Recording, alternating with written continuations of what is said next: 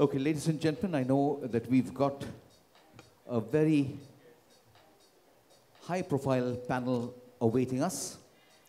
It's the Wrap-Up Leaders Conclave, the hot shot session, as we call it. It's a panel discussion that will focus on the changing face of retail, malls of the future. Please do put your hands together and join me in welcoming our panel. He is co-founder Unity Group and Vegas Mall. Please welcome Harsh Bansal. Come on, ladies and gentlemen, I know it's the end of the day, but I'm sure you could work up a better round of applause for our very high-profile panel. Please welcome Mr. Harsh Bansal, co-founder Unity Group and Vegas Mall. He is Chief Business Development Officer, Village Group. Please welcome Dr. H.C. Dheeraj Dogra, MRICS.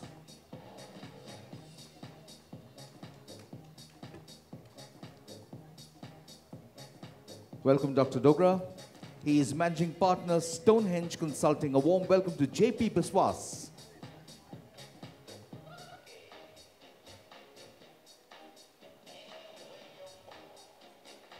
Mr. J.P. Biswas? Okay, welcome, sir. Please welcome Director Trehan Iris, Abhishek Trehan.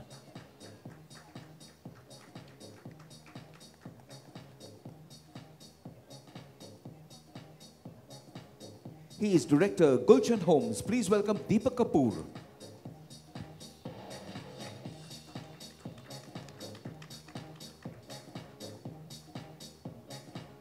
A warm welcome to the business head, Lulu Shopping Mall. Please welcome Shibu Phillips.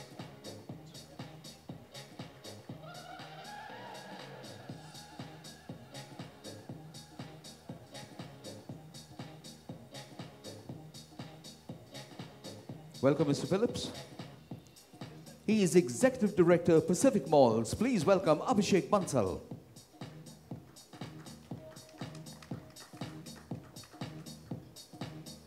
He is Chief Executive Officer, Secure Parking Solutions Private Limited. A warm welcome to Arvind Mayar. And moderating the session is our very distinguished Senior Director, CBRE, Anand Datta.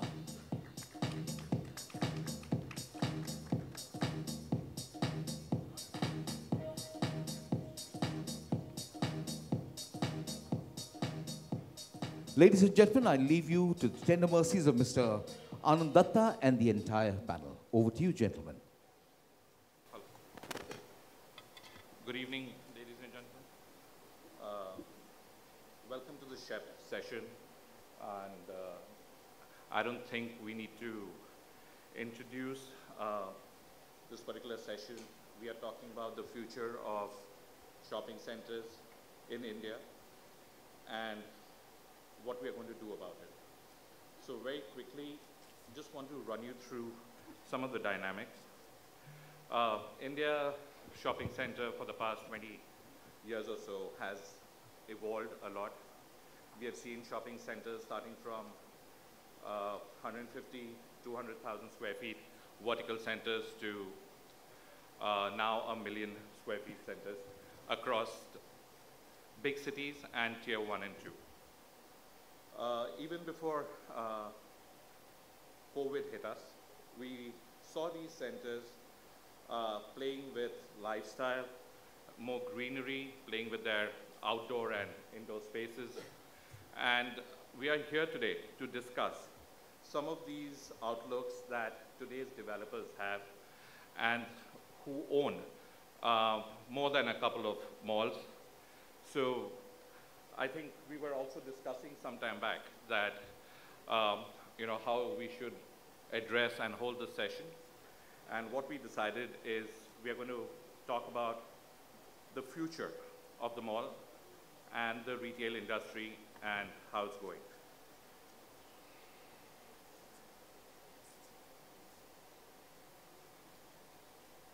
So if I can just start off with one of the questions with you, Shibu, is you have centers across the country, and your centers are, more than 500,000 square feet. You have gone into tier 2, 3 cities. Your first center was in a tier 2 cities.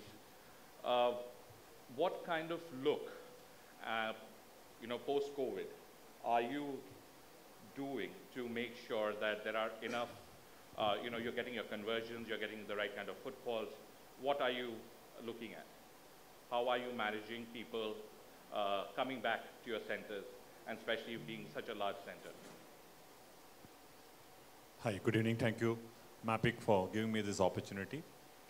So, in our dictionary, COVID is not there anyway, because last Sunday our footfall was around 85,000 people.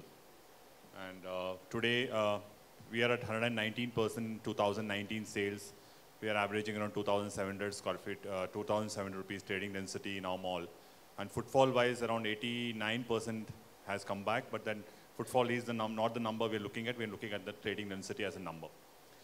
What we have seen is that luxury, I'm not saying luxury, but I'm saying people are coming and doing high-end purchase with premium fashion.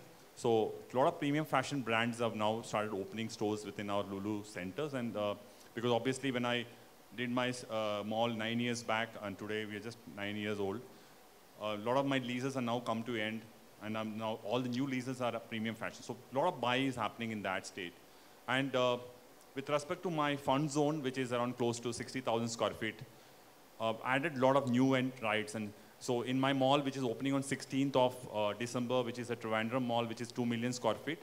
First of all the new malls which we are doing in Trivandrum and Lucknow, we're only doing 2 floors. We are doing ground plus 1, 22-meter aisles, and rides like zip line, which starts at the 3rd level, which starts at the mezzanine level on the 2nd floor, and then moves around the entire atrium and comes back. So we're adding a lot of high energy rides, which are normally are preferred in the outdoor scenes, but we're making it indoor, and that's been a big pull of customers in our Bangalore mall, which we open on October 11th. So basically, what is happening is these are things which we are doing now, and consumers are coming back. So a lot of kids, and we have seen the average number of tickets of where they spend in the mall is around 5,000 rupees average only in the fun zone. So what I'm saying is that people want to come out and actually have a good time. So but then obviously the opportunity was for the mall developers to provide this, and we have done that in our new mall in Bangalore, and we are doing it in all mall which is opening on just 9 days away in the Trivandrum property and the Lucknow property. So I think these differentiators is making us stand out, and our Kochi mall did this 9 years back, and today we are reaping the benefits of that. So that's right. COVID, no COVID, consumers came back to us, started spending money, and our and retailers also. Most of the retailers have started achieving numbers which is already crossing 2019. Trading densities. Thanks, Shibu. Abhishek, next question to you. Now that the retail is, online retail over the past 2 years have picked up in a big way, and now we are seeing again people going back. So what steps are you taking to make sure that brick and mortar retail does well, malls do well, and customers come back as a mall developer? So, first and foremost, I would like to say here is that it's not online versus offline. And I've said this earlier, online retail has been the biggest boon for offline retail. It has taught people to shop. It has taught people about fashion. It has taught people about brands. People earlier used to have only 2 pairs of shoes, brown and black.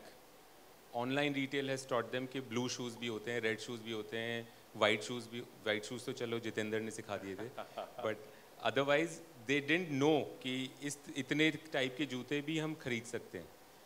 These are the things when you are on the phone, when you are on the laptop, when you are on your computer screen, when you see all these things, subconsciously it does register with you. You buying it online or offline, that is secondary. But for us, it was more important that the Indian consumer becomes so mature that he starts to understand that there is requirements beyond the basics.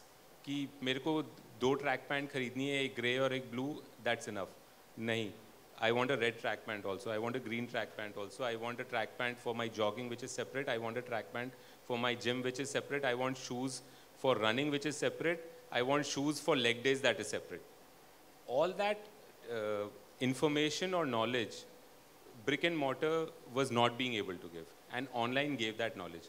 Now, once that knowledge is there with the consumer, it's turned into conversions. Now, like I said, it doesn't matter online or offline, as long as people have learned and started buying, our job becomes easier. So that's point number one, about it's not about being online versus offline. Secondly, when online started, it was about converting the brick and mortar customer to an online customer. As shopping center developers, now we have to see how do we erase that line of online customer and offline customer. It's a customer. What experience do you provide of your product online and of your product offline?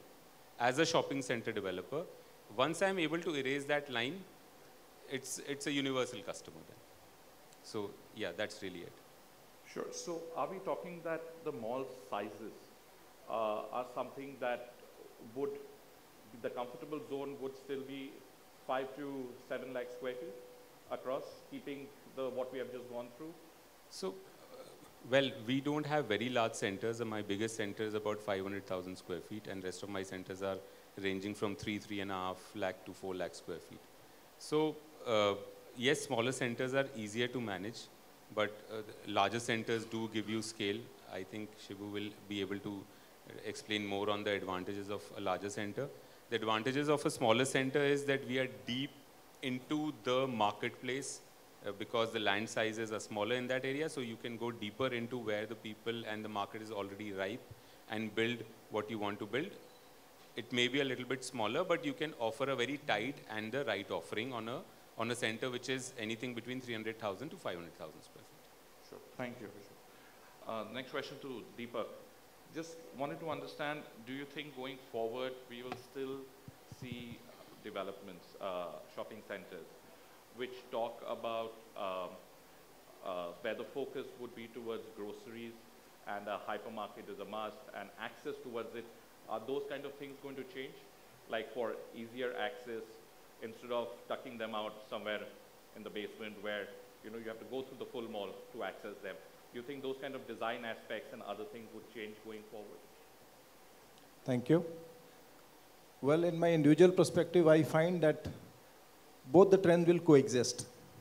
It's not about what is necessity will sell. It is all about aspirational items also. And shopping is a habit. We go for aspirational items as well as necessity items. The concept is what will be the future. I believe in a short span, everything will coexist.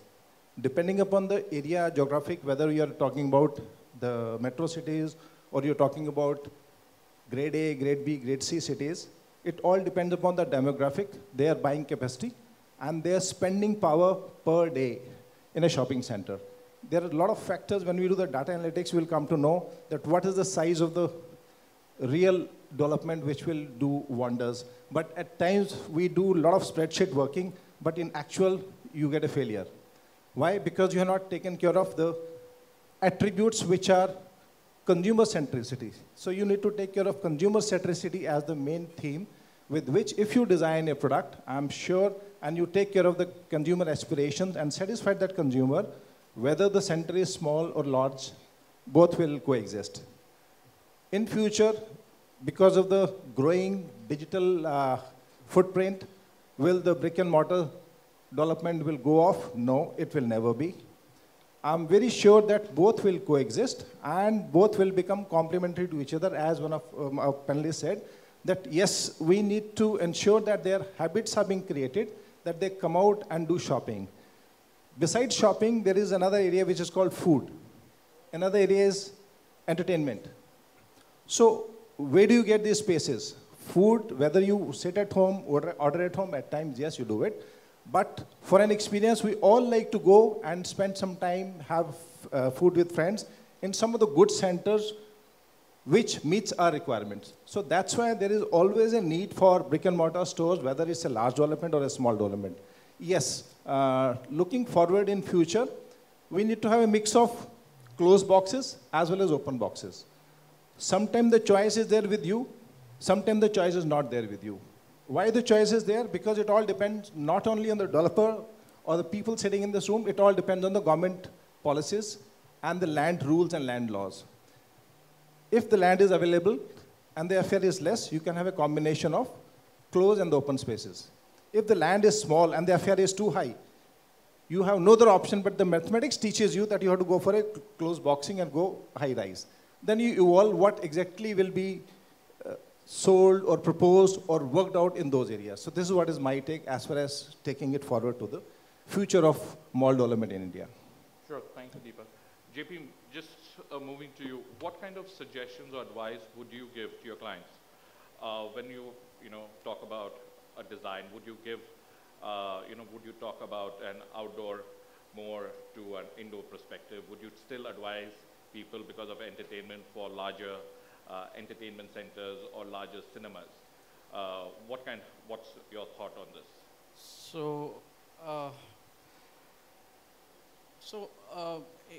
In my journey so far, what I have seen is that there is an increasing shift towards retail or shopping that is more experiential, where people come to experience the atmosphere or the center.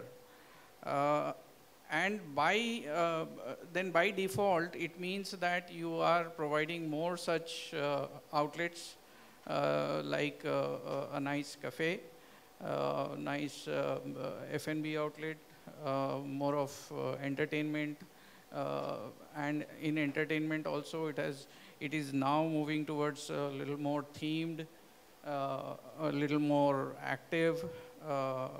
So that's there, and the cinemas have actually gone to a different level altogether, where the experience that they are providing is, the interiors and the overall ambience that they are providing is on a very, very different level compared to what it was, say, 15 years ago.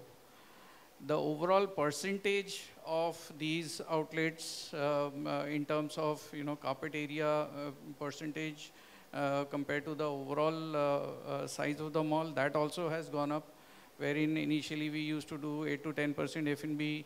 Now centers are doing 15 to 20% F&B. Correct me if I'm wrong. The FEC component has also grown. So a lot of experience is coming into the centers. Now the question is how to design, how to make it viable. Now it all depends on what kind of development is possible in the kind of land that is there. So it depends on where it is located, it all depends.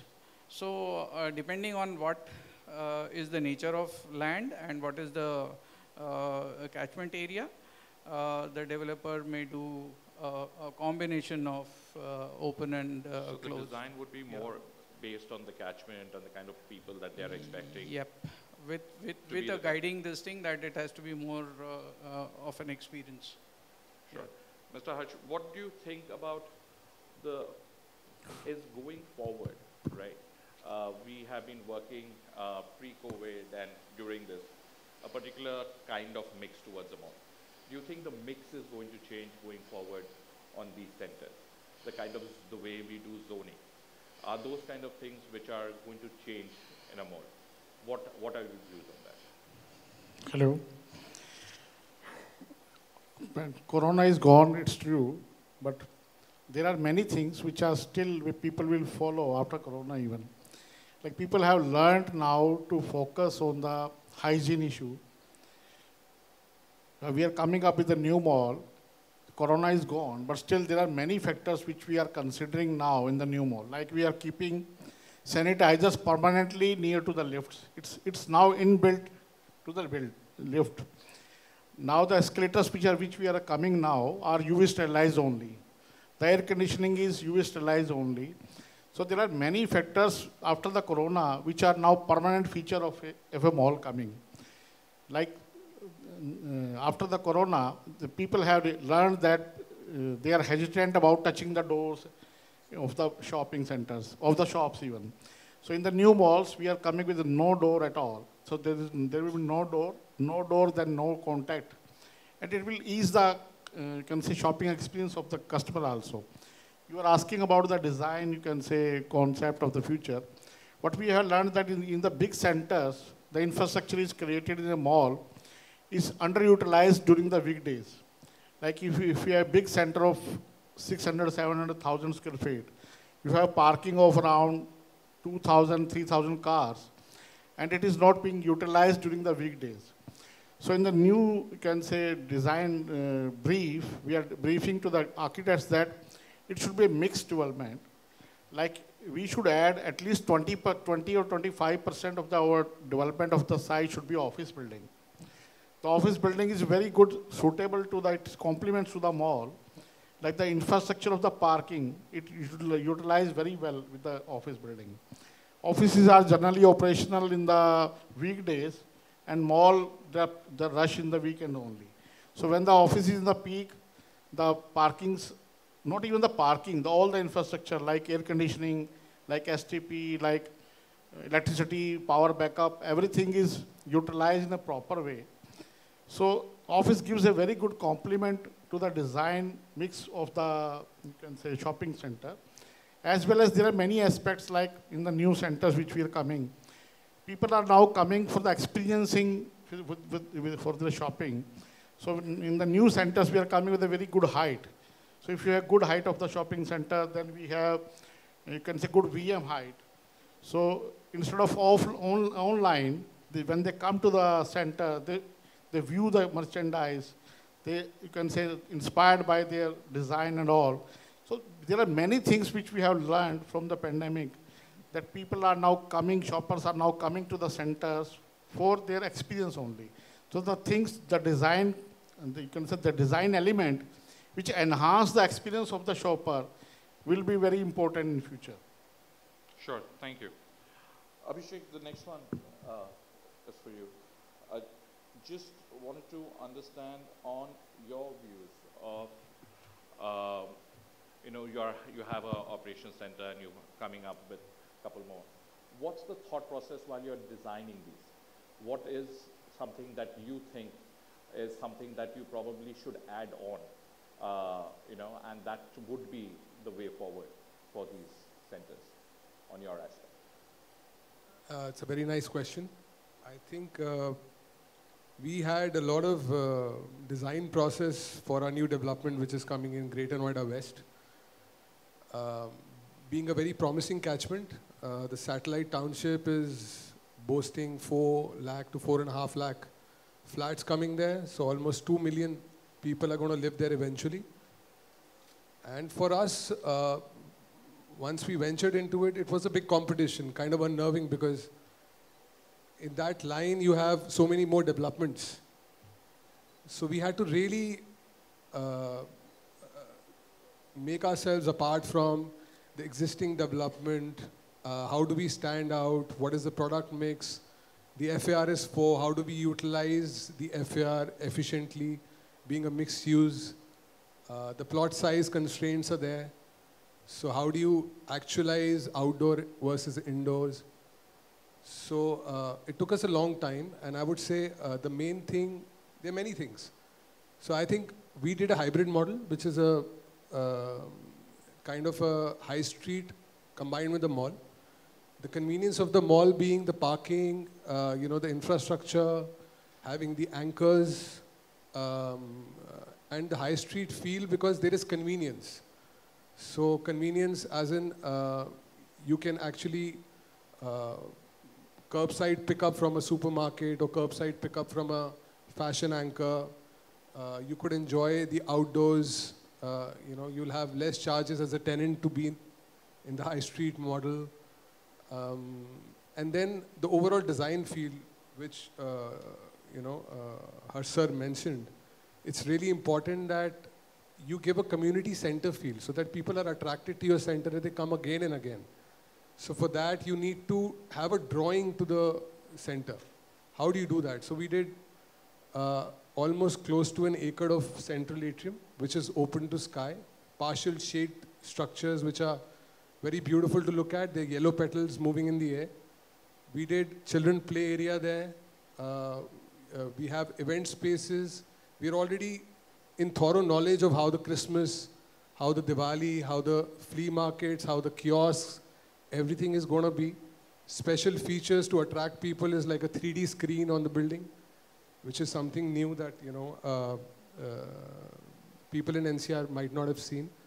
Vertical gardens. So these are some elements that you need to put in. Plus, obviously, you need to have that convenience factor wherein people are not really planned to really make that distance. So the metro is coming there. So what we've planned for is that it's an ease of access to the center.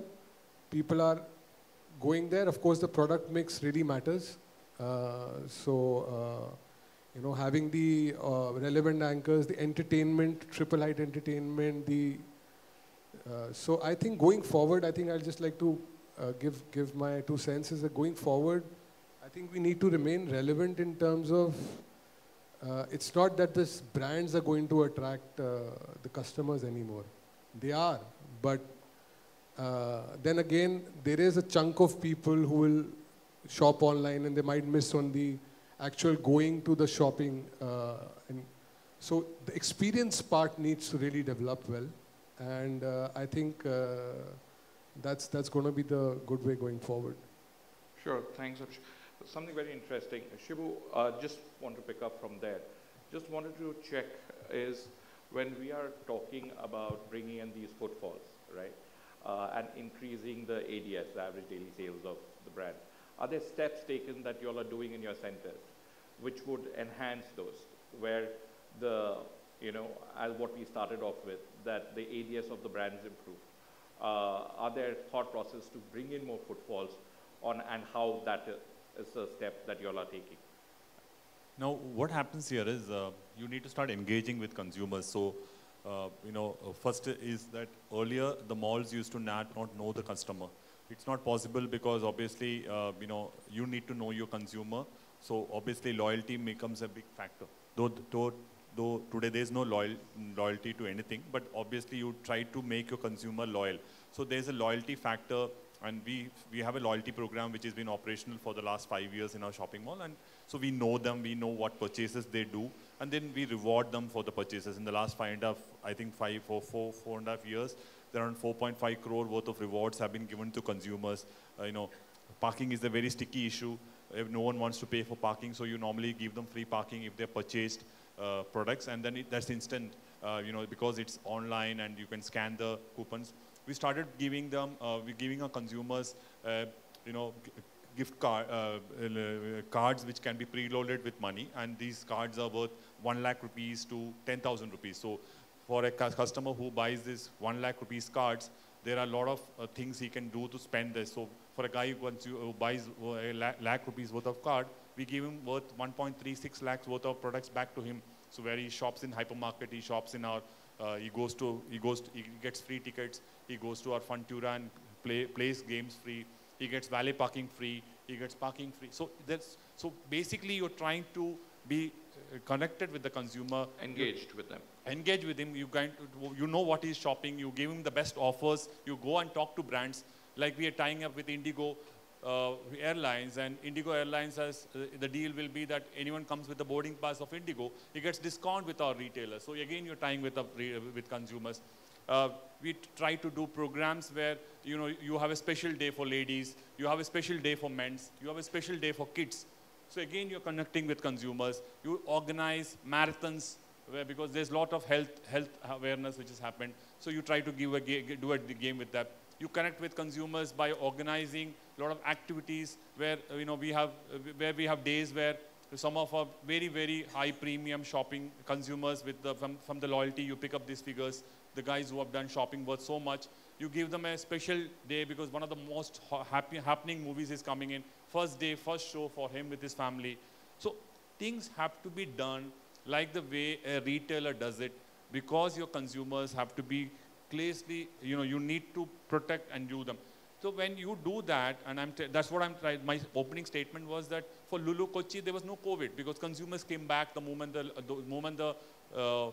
mall during COVID times, we used to get 8,000 people in our shopping mall because the hypermarket is one of the most sought after, thing. And we have done things to ensure that our consumers remain relevant by doing a lot of things within our hypermarket. So I am telling you that if a shopping mall developer, and we are a developer and a retailer, if you know your job very well, I don't think that there is a worry.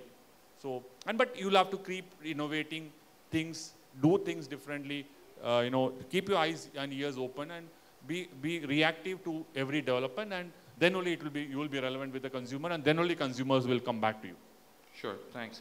Mr. Harsh, your views, are you all doing something similar to make sure that your customers come back and the so-called, the sales of your retailers increase in your malls? Of course, yes. These are the basic things required now. But we are now also now focusing on the customer experience also. Like I mentioned earlier, we are focusing that customer when visiting to the mall, they have a very good hygiene experience. Hygiene is the main, you can say. We are more focusing now on our washrooms. So in our washrooms, all the WC is now with the plastic seat cover, which changes after every use. So if you are using WC and you press the button of flush, it will come out the new one. So customer is feeling very happy when they feel the hygienic and like that. Similarly, the corridors are better, corridors are wider, the lighting level is better, the parking environment is better. To come out from the parking, we have better lifts now. There are so many things which we are coming now. And similarly, the digital experience we are coming up with. Like all the food court is now with the dot pay. So there is no waiting in the food court. You can just scan your menu with the QR code, and you can get menu of everything.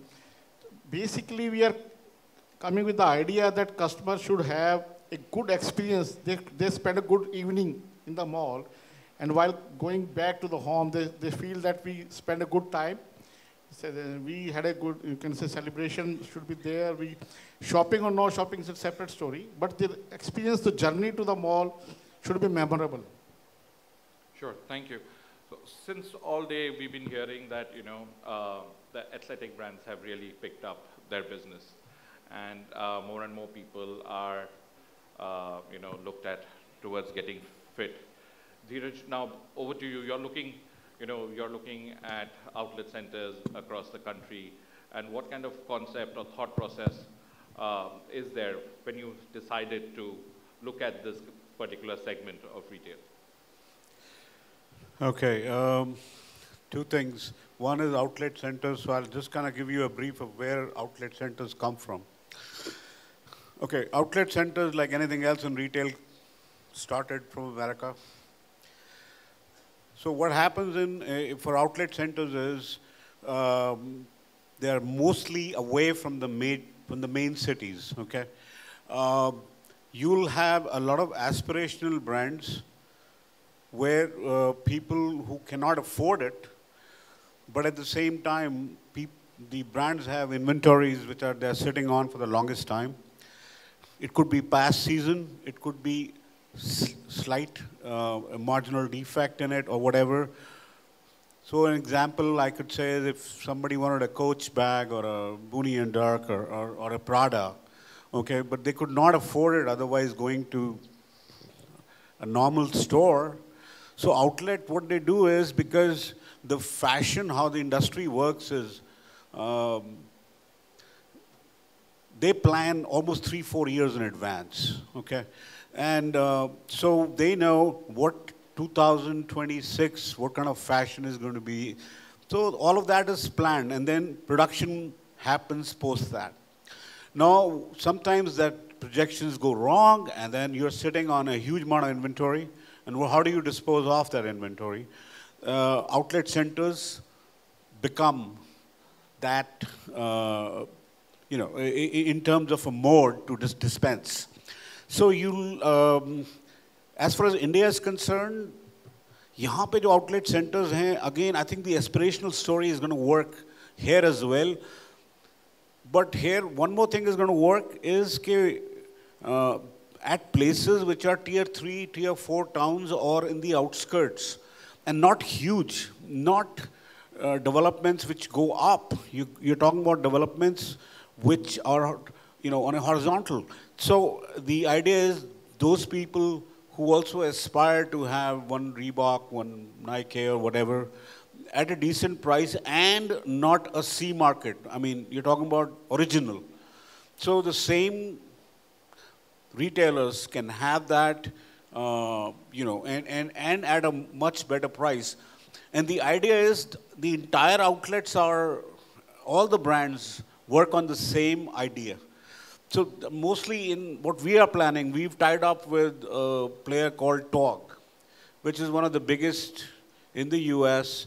They're also in Canada, they're in South America, they are in Europe. So they are going to be putting in 100 million USD.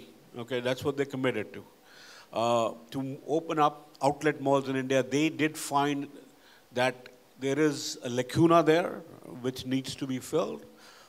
And I personally used to always think that why don't we have, we did have some on the high streets, like in Delhi, you'll have on MG Road or, somewhere in Gurgaon, where you'll have bricks and pieces, but never something where you have a composite. You have 200 big brands all together in the same premises. So I personally feel there is immense potential for outlet centers. Perfect. Thanks, Dheeraj. Just, Abhishek, going back to you, just what, there are a lot of concepts which are coming up today as... Which Abhishek? Sorry, Bansal. So, sorry, Abhishek. So, a lot of concepts of pop-up stores are coming up, right? And what are your views on that? Like, do you give short-term leases where people can show their products for a couple of weeks, a couple of months, and and you keep such stores in your portfolio where this kind of thing can be done to encourage new retailers, especially from online to offline? So pop-up stores have been since there for some time. In a kiosk model but as well. what we've just started doing post the pandemic is we realized that there are a lot of brands which are only online and they don't understand offline so well. So we made a list of about 50, 60 of those which we thought were doing well. We did some background work on it. And then we spoke to all of them that have they ever thought about going offline with their product. And interestingly, more than 50% of the people we spoke to were very excited about the idea. So we are now creating a zone where we will give them maybe for a month or 2 months, they can bring in their stuff. We don't have a fixed rent. We will do it on pure turnover rental. Just for them to taste how offline retailing is. And they are doing pretty well online in their own right. So it's not like they require to come offline. But now that we approach them and they like the idea and they got excited about it, they are looking at now doing pop-up stores. So we are creating a zone where brands which are only online, not very well known, but the product is top-notch, they come, set up as a pop-up store, run it for 2-3 months, and see that if the market is accepting them well, they may go into a proper offline store as well. So this is a kind of a project that we've just started. So Abhishek, so is it something that you would do as well? In your future malls, have you all kept such spaces, or in any different way, have you all thought about inviting such, let it be online retailers or retailers from smaller towns who you would like to invite and tell them and give them the confidence in your cities? Yeah, actually, very, very relevant to Abhishek's model. We've also, what we're trying to do in our new property is actually dedicate a floor for online women retailers who are working out of the basement, exhibition to exhibition, out of a suitcase. So what we've done is we've dedicated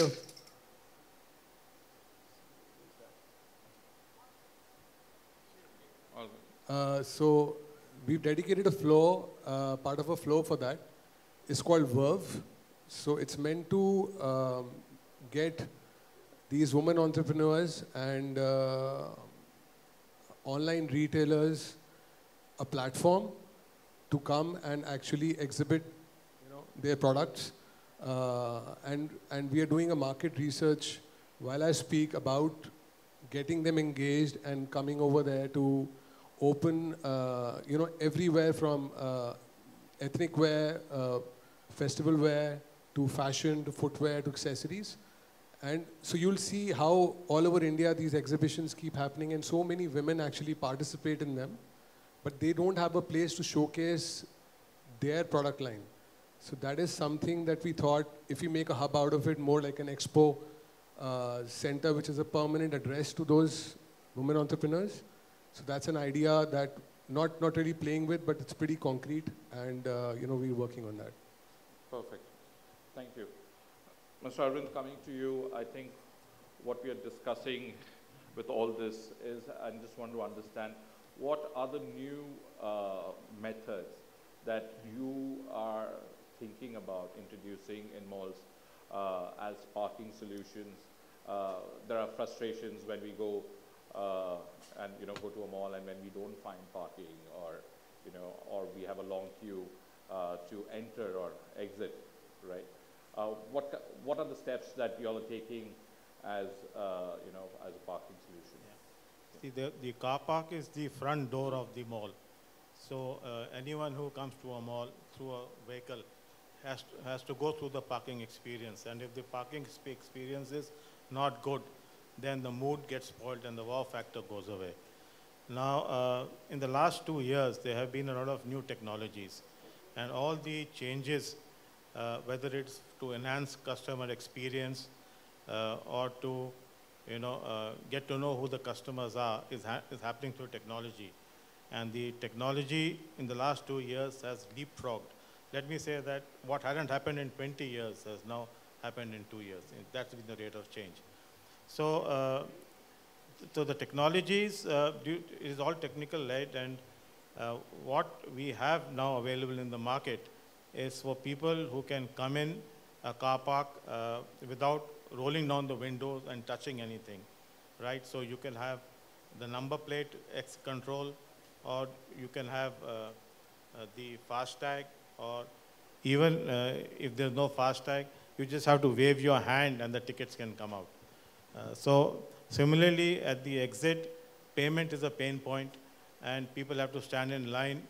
It takes about 30 seconds or a minute for people to transact a ticket. So we take that outside the line, so they can pay through QR code to the phones, and when they come in line, it only takes about 5 seconds, and they can. So you don't have queues. So we've used technology to improve the customer experience. Are you introducing apps and other things? Yes. Or which might be existing? Yes. So the app, again, apps, we have apps so that people can pre-book a parking. So if they're coming to a mall during a peak period, they can pre-book a space. They will get a QR code which they can show when they come over there, and they get assured parking. Again, that is because we run valet services also for them. Then the other futuristic thing which customers are going to want is electrical vehicle charging. So all the new malls which we design, to get a LEED certification, it's necessary to have a certain amount of electric vehicle charging. But we also are seeing trends for retrofitting it, because if a person comes to a mall, spends 3 hours, if his car or two-wheeler can get charged, it's a bonus, right? In addition to charging, you also have battery swapping. So these are the facilities which malls will have to be built in. And going forward, I think maybe 20% of the bays may have to be electrically charged, especially for two-wheelers. The other third factor which is happening is that so far, the customers who are coming to the mall, the car park, are faceless. We don't know who they are, where they come from.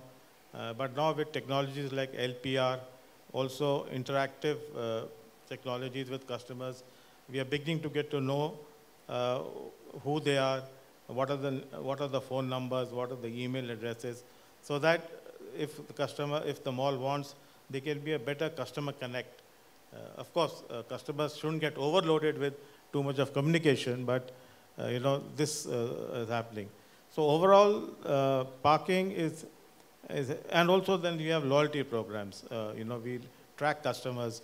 if the customer has come 5 times, then the 6th time, the mall can decide to give him a free coffee or give him a discount at a store, so that he feels, parking is a grudge purchase, right? So he feels that, okay, he may be parking, but it's being recognized, and it's a feel-good factor. So we are going beyond the industry is going beyond the traditional parking the car and that's it, they're beginning to enhance the customer experience.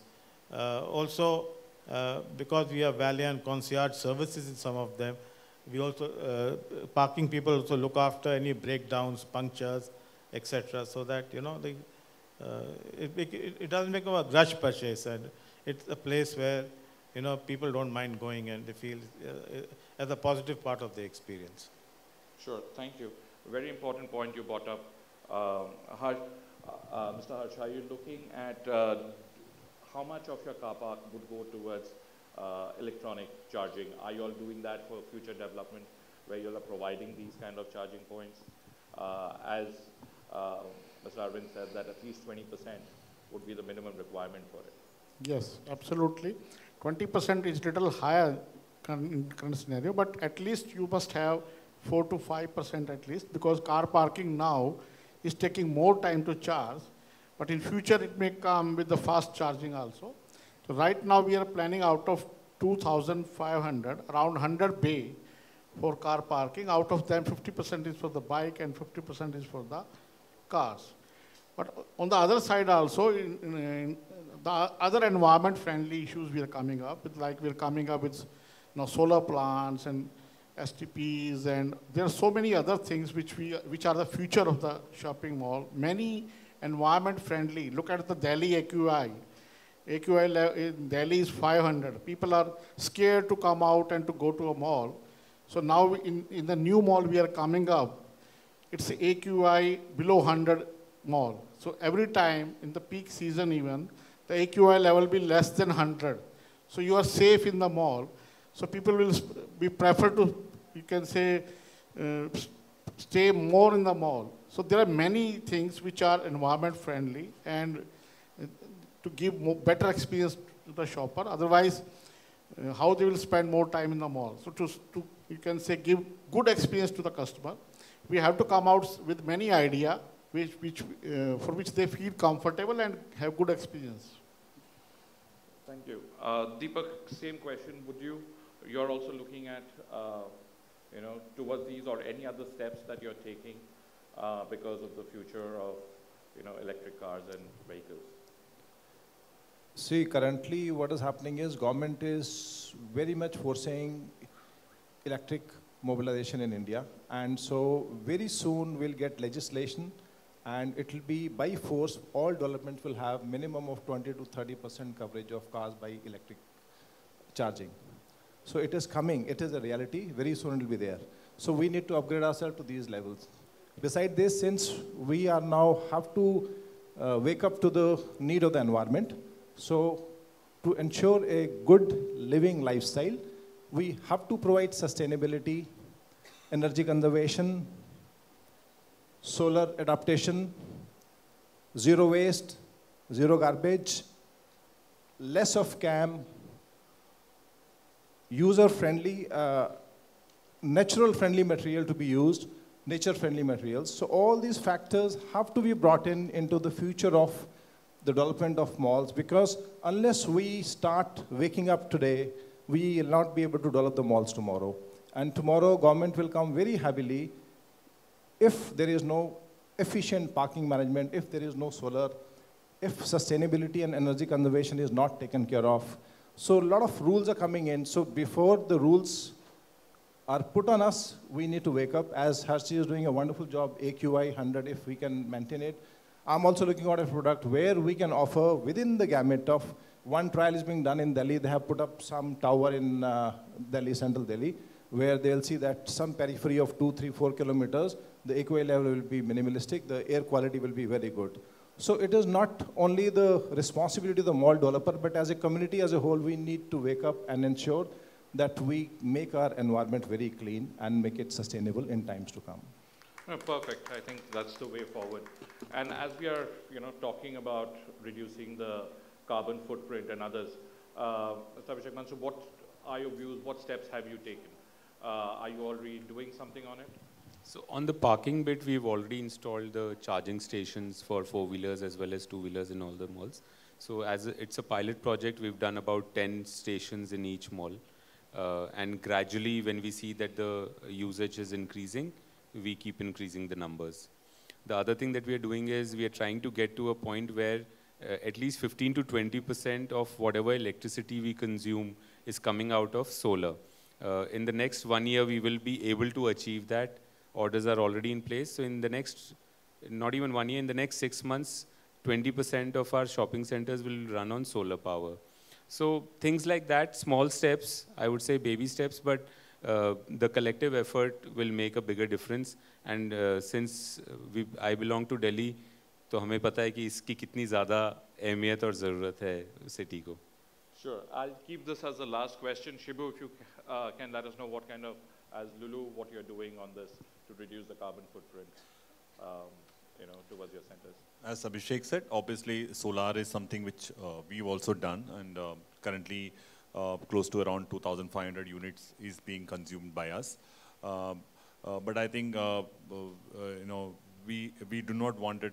From day one we didn't want it to be a burden on the society. So the entire waste, which is close to around 5 tons of waste, which we generate through our hypermarkets, is all completely recycled and made into manure and used by us. We do not load it into the entire, city infrastructure, which is for waste management, which is already stressed. So that we do. We have close to 10 lakh liters of water, which is being generated as waste, but we obviously have 1,000 KL STP, which we completely, through our RO, use it back into our, for our HVAC. So we ensure that that is very clearly monitored, so we don't buy a single drop of water. We have complete usage of that. The only consumption of water which we take from the municipality is for our domestic use. So that also is completely in control. And we are also ensuring that we're thinking of ensuring that all the people who are driving in electrical vehicles, we don't charge them car park, so that we actually push our consumers that if they have an electrical vehicle, we have at least seen that customers have started buying at least one electrical vehicle in their house, whether it's a two-wheeler. So we're pushing people to come through electrical meters. We as a retailer also have e-commerce where we use our own delivery bikes, because nowadays for there are these fast 10-minute fresh grocery deliveries which is happening and which is becoming a craze now. Zepto have started it. We contemplated and said we will only use electrical vehicles for those deliveries. So we said that as a corporate, we need to have a social responsibility back. So some of these measures are there, and I'm sure that in the next coming years, more and more prominence from our company, our corporate, will be given to ensure that we give that back to the society. Sure. Thanks, Shivu. I think that was the last question. Thank you, gentlemen. Really appreciate, and this is the future of our developers. So thank you, MAPIC, for getting this session. Thank you, everybody. Thank you. Thank you very much to Mr. Anand Datta. Thank you for so beautifully moderating the session. Thank you to every one of our panelists. Mr. Datta, could you please present each of the panelists a small token of appreciation and gratitude? You have, okay, one question. If you could make it brief.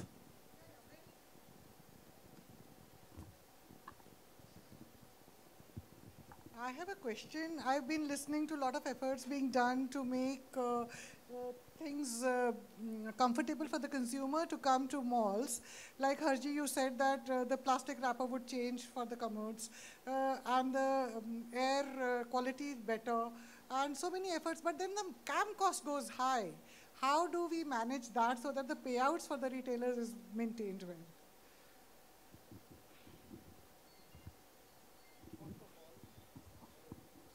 I think the mics.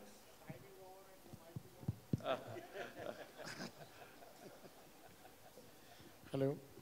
First of all, we have to understand, all the real estate developer, my fellow, that we should not even think of earning from the CAM. The CAM is meant for only on the actual cost basis. What we earlier in our earlier malls, you can say first generation mall, the mall developer thought of that they should earn from the CAM also. So the CAM should be compensated with the other methods, like you can compensate the CAM with SOH, ATL, BTL, or many other activity. The CAM will not go up by doing so much of method. I will give you one example.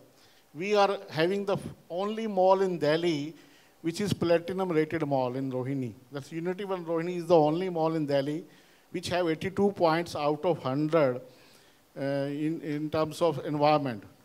So what we did, we installed the solar, 25% of the entire capacity is with solar. I was discussing with Abhishek ji that in the pandemic, we earned 44,000 rupees of credit from the electricity because the mall was closed. And though we are not interested in that 44,000, we want the mall to open. But at that time, in the May, in the May and June of 2020, we got 44,000 rupees credit from the, you can say, authority. If we do little things like we are having a plant, STP plant, the quality of water is much better than this bottle of the STP. But we are doing that, we are doing these things half-heartedly. We are installing STP, we are putting money also, but the STP is not properly functional. If we put proper scientific STP with the, you can say with the UF filter and so many things, the water can be used 100%. We have no sewer connection in our Rohini Mall. The entire water is recycled.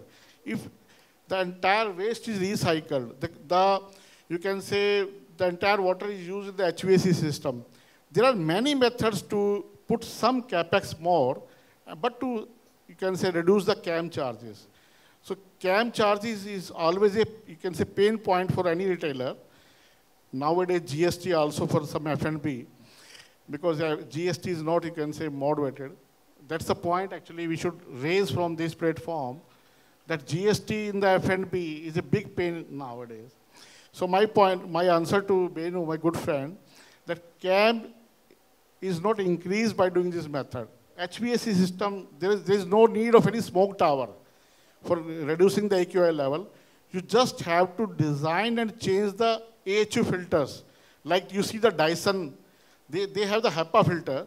So if you use the same technology, HEPA filter in the AHU, the AQI level is reduced drastically.